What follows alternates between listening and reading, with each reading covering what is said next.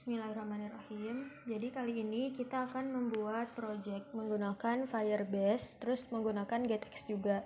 Oke, di sini kita bikin folder baru namanya Firebase.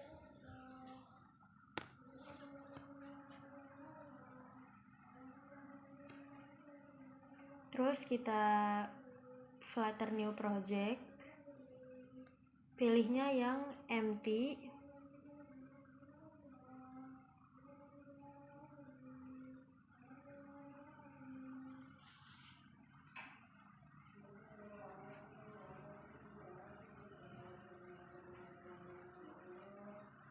Tinggal kita namain aja untuk project si Flutter-nya.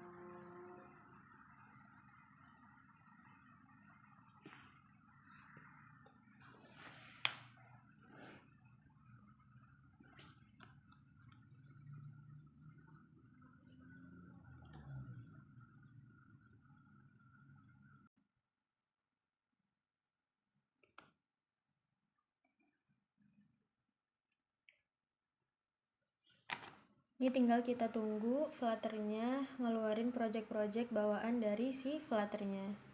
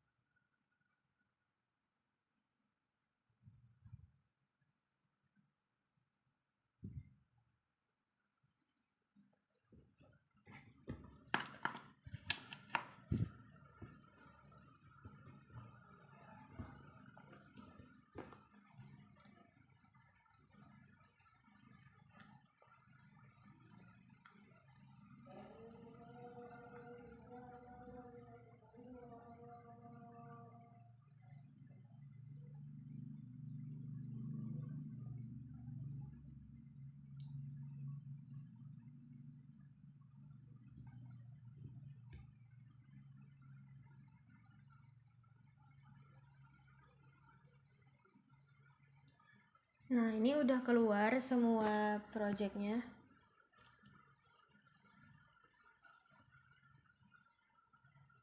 Jadi sebenarnya Firebase itu tuh kayak ibaratnya localhost kalau di Laravel. Jadi Firebase itu dia itu tempat untuk naruh database-nya atau naruh data-datanya. Kayak dia tuh sebagai back-end-nya dari si Flutter ini. Sama halnya kayak si localhost.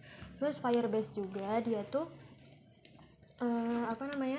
kalau misalnya kita mau ngisi datanya manual, kita bisa aja ngisi di Firebase-nya langsung.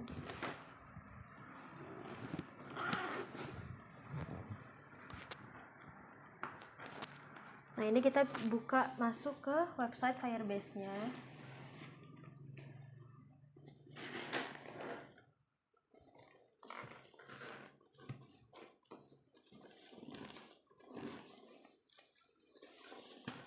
Nah, terus di sini kita mau nyambungin Firebase-nya ke project kita nih, ke Flutter, pakai Flutter Fire Configure di terminal. Nah, ini dia itu lagi nge-matchingin project yang menggunakan project yang ada di Firebase. Tapi karena belum ada, maka kita harus bikin project dulu di website Firebase-nya.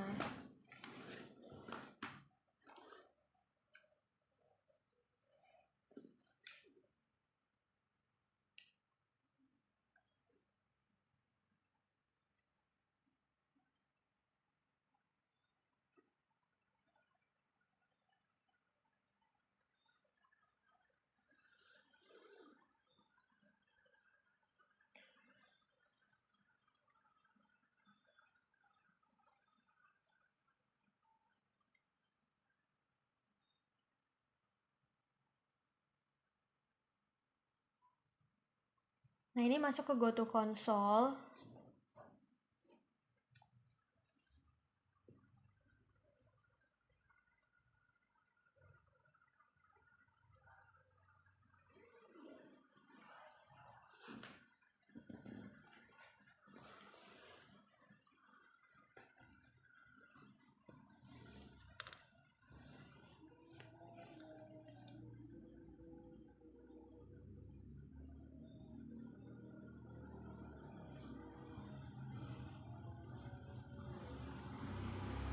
Oke, kini kita refresh lagi.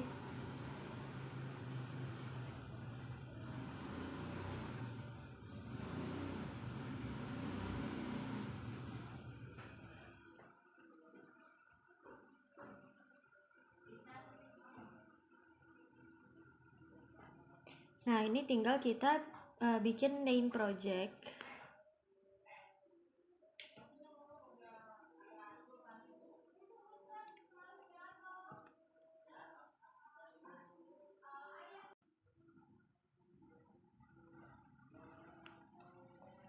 Ini buat penambahannya itu bebas.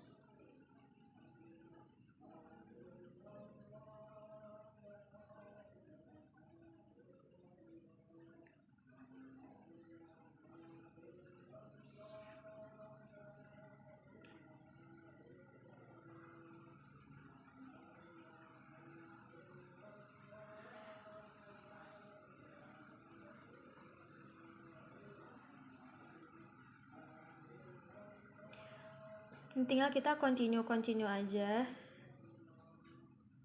Ini untuk locationnya di sini kita pakai yang Indonesia.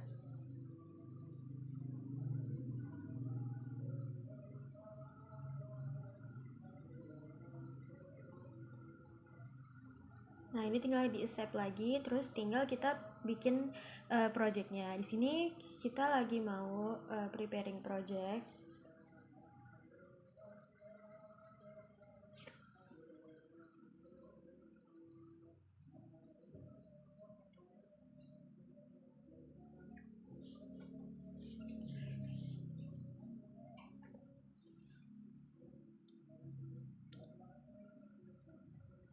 Nah, ini udah ready, tinggal kita continue.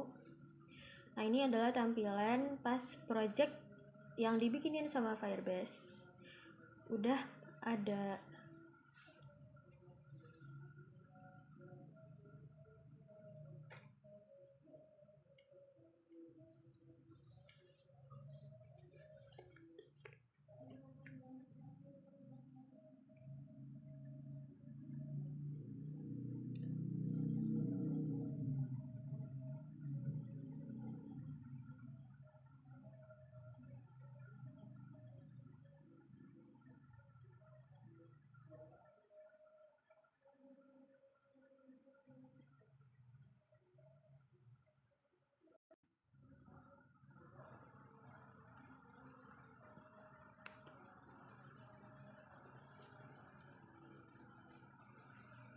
Nah, di sini ada namanya build, dimana dia tuh ngasih banyak fitur di sini. Contohnya untuk authentication, untuk kayak nyeting autentikasi buat project Flutter kita.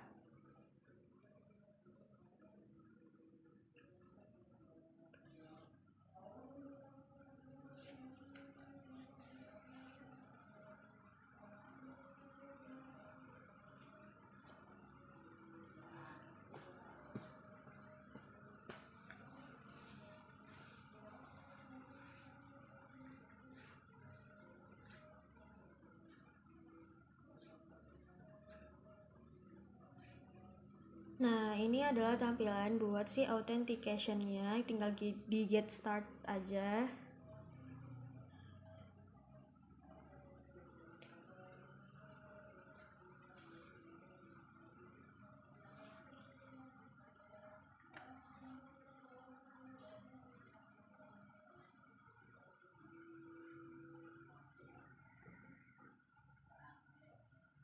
Nah, di sini untuk providernya bisa pakai email, password, phone, anonymous, atau bisa juga Google, GitHub, Microsoft, dan lain-lain. Nah, ini untuk email sama password kita enable aja biar si user itu bisa login atau mengautentikasikan dirinya sebelum masuk ke aplikasinya pakai email or password. Terus tinggal di save aja.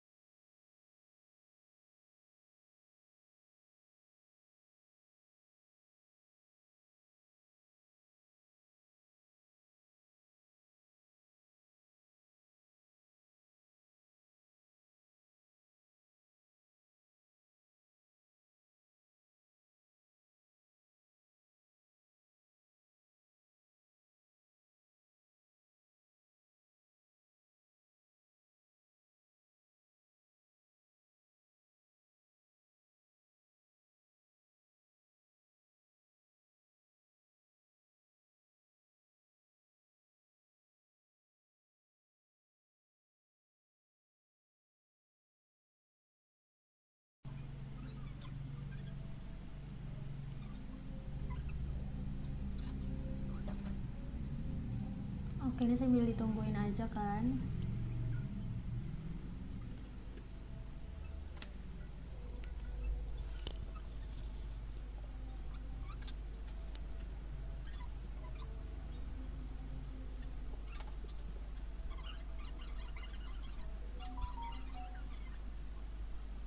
Oke, di sini kita mau pakai dependensi namanya Firebase Core.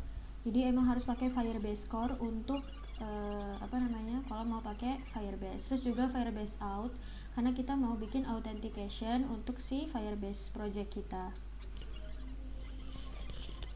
Di sini kita bikin folder namanya page. Besok kita bikin file namanya login page dart. Kita bikin beberapa file sekaligus untuk autentikasi, regis, reset password, sama satu lagi homepage. Di sini kita pakai stateful karena pastinya nanti bakal berubah-ubah kan isinya. Di sini kita kasih nama homepage.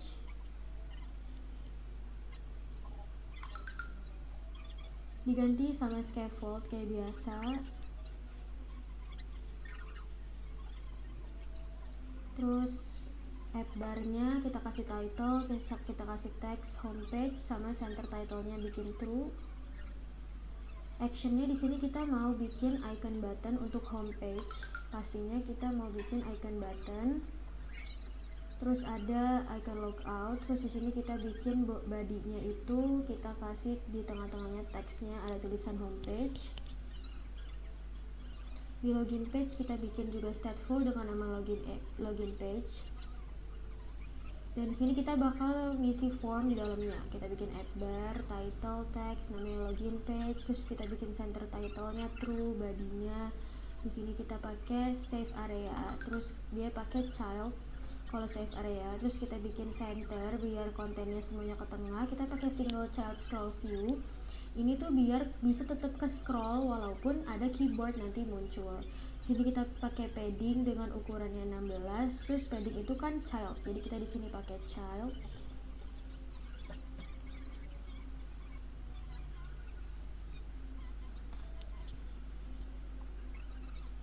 Nah, ini tuh namanya pakai constraint biar nanti ukurannya itu melebar sesuai sama layar device.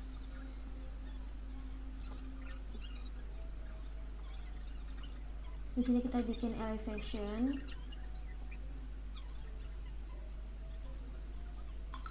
Dan dia itu child, jadi kita kasih kolom, tapi kita kasih kolom di sini. Kolom itu kan pakai children. Nah, di sini kita pakai cross axis alignment. Kita bikin stretch. Terus karena kolom itu children, kita kasih children. Terus di dalam kolom itu kita mau kasihin apa aja. Pertama ada icon. Di sini iconnya itu kita pakai icon circle sharp. Terus kita styling dia dengan ngasih size dan juga color. Jangan lupa untuk kasih size box biar antara jarak di atas sama jarak yang di bawah itu ada jarak. Terus ini kita pakai teks yaitu isinya selamat datang. Terus kita pakai size box lagi biar ada jarak buat yang item yang di bawahnya. Terus di sini kita bikin teks lagi, silakan login untuk melanjutkan. Terus kita bikin teks lainnya center untuk nge-stylingnya. Size boxnya juga kita kasih height 16 lagi di bawahnya biar tetap ada jarak buat item di bawahnya. Nah, baru di sini kita bikin text field. Karena login page itu pastinya kita harus masukin kolom untuk input. Nah, di sini kita bikin controller dulu dengan kita kasih nama variabelnya namanya email dan juga password. Terus jangan lupa pakai text editing controller. Jadi biar semua inputannya itu masuk ke variabel email sama password. Nah, di sini kita pakai yang namanya obscure password. Jadi dia itu kayak icon untuk menampilkan passwordnya itu langsung titik-titik gitu kayak hash gitu ya, nggak kelihatan. Di sini kita pastinya bikin dia true dulu, kecuali nanti kalau misalnya udah diklik baru nanti dia jadi false dan orang-orang atau kita si user bisa ngelihat password apa yang kita tulis. Dan jangan lupa juga dikasih dispose. Kenapa pakai dispose? Karena biar memorinya itu nggak penuh, nggak layak gitu. Pakai dispose setiap kita bikin form. Jadi biar memori-memori inputan-inputannya itu langsung kehapus dan tidak over. Nah, di sini kita di text fieldnya, dan text field itu pastinya menggunakan controller karena controller itu sebagai kayak name gitu kalau di Laravel. Terus di sini kita tinggal masukin controllernya atau si nama fieldnya itu email C. Habis itu kita juga kasih dia keyboard type, jadi kan karena dia email jadi type-nya harus email. Terus kita kasihin teks atau kayak keterangan di bawah gitu, masukkan email. Terus di sini kita pakai prefix icon. Prefix icon itu kan yang ada di sebelah kiri, jadi dia itu emang iconnya itu pasif gitu ya, nggak jalan, nggak ada aksinya. Terus kita kasih size box, terus kita bikin text field lagi untuk masukin si passwordnya nanti. Nah, tinggal panggil aja si nama fieldnya kan tadi C gitu kan. Terus sini kita pakai text input action ya, karena kita bakalan adain aksi untuk si user bisa input. Di sini kita kasih dekorasi, terus kita kasih atribut label text untuk kasih tahu bahwasanya ini tuh tempat untuk menginput password. Terus di sini juga kita pakai prefix icon biar lebih tahu lagi si usernya bahwa ini untuk password. Terus di sini kita kasih outline border biar untuk nge-stylingnya.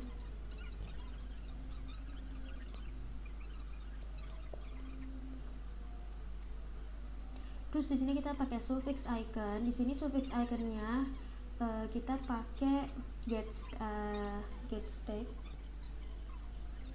set state. Jadi suffix icon itu tuh icon yang bisa ada aksi klik ketika kita klik gitu.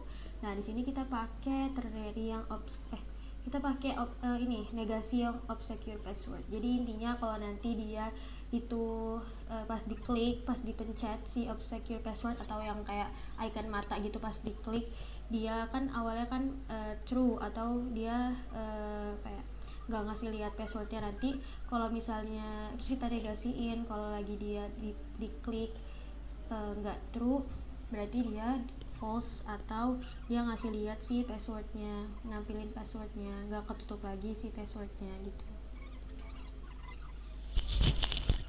Nah, di sini untuk icon si obscure-nya itu pakai dua kan, berarti yang visibility sama yang visibility off gitu. Terus di sini kita pakai size box untuk ngasih jarak. Di sini kita pakai elevated button, kita bikin buttonnya ini untuk login, untuk ngeklik kalau misalnya udah selesai ngisi data tinggal klik login.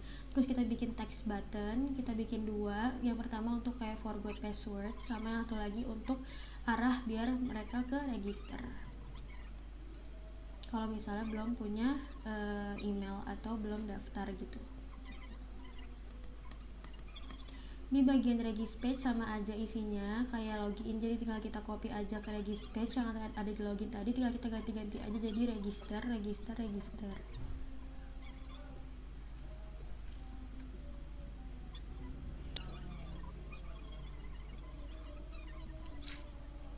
Di sini kita bikin controller folder, terus kita bikin file namanya out controller biar kayak semua controller logiknya itu semuanya ada di satu file, yang dimana dia itu melogikkan beberapa file yang udah kita buat tadi.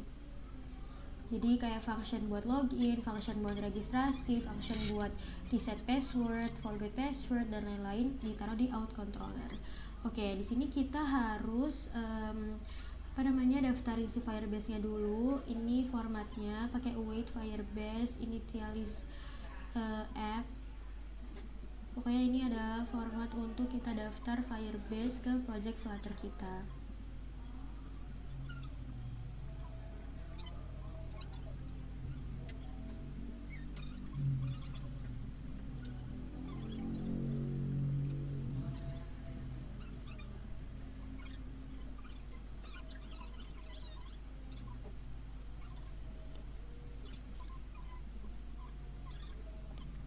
Nah, karena kita sekarang pakai getX, jadi kita material app-nya kita ganti jadi get material app.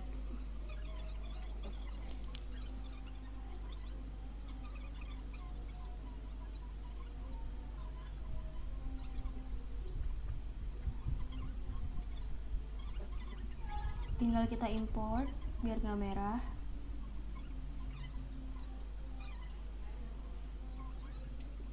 Di sini kita debug show checked, biasanya ada di sebelah kanan itu kita false biar dia nggak ada. Terus di sini kita masih setting dia awalnya ke login page dulu.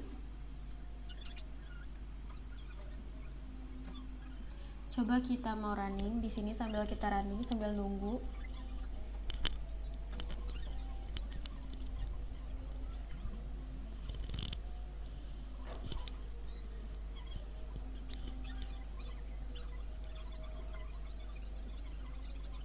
Oke, di sini kita bikin folder lagi untuk binding karena kita tadi kan punya controller ya, dan controller itu kan bisa kita gabungin semuanya di binding.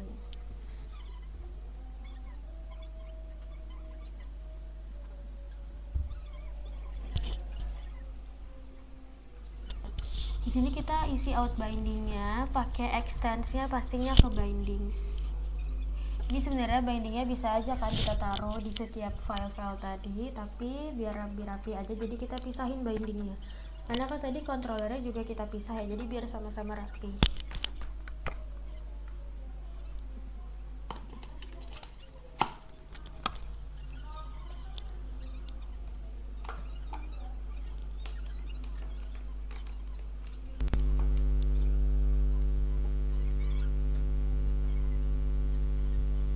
Untuk controllernya di sini kita pastinya yang extends ke getX controller.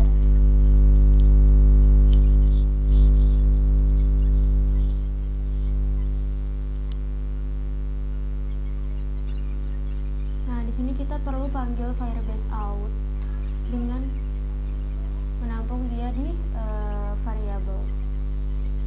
Kita panggil variable outnya pakai underscore out. Untuk Firebase out itu tuh udah bawaan dari si Firebase-nya.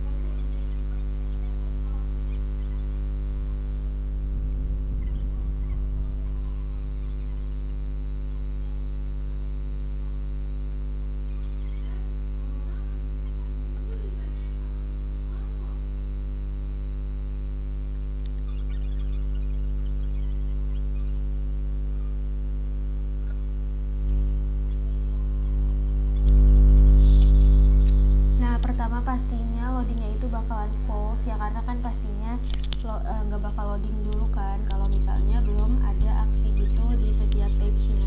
Jadi kita bikin variable buat rx user. Jadi rx user tuh buat nampung data user yang login. Dan rx user ini kita kasih variable name-nya yaitu user. User itu adalah wadah buat nampung data-data user yang nantinya dia login. Dan jangan lupa buat setup semuanya, pastinya pakai on init ya di controller. User binding itu tuh buat ngasih tahu ke user kalau ada perubahan data user.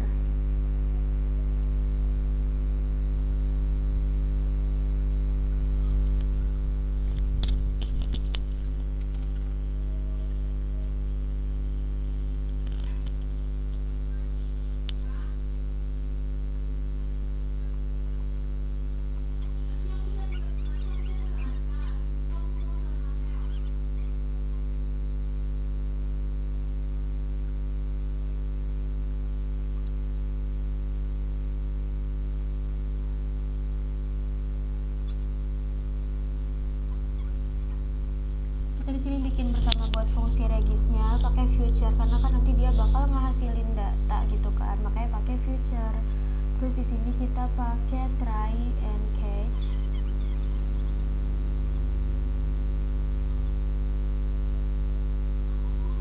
Terus kita bikin get snack bar.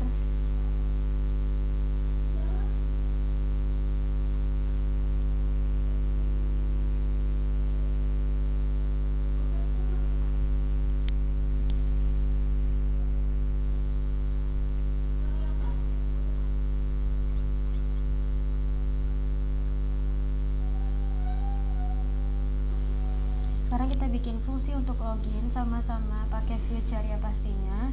Terus di sini parameternya kita nantinya kan bakalan nge-input email sama password. Jadi kita bikin juga parameternya untuk email sama password.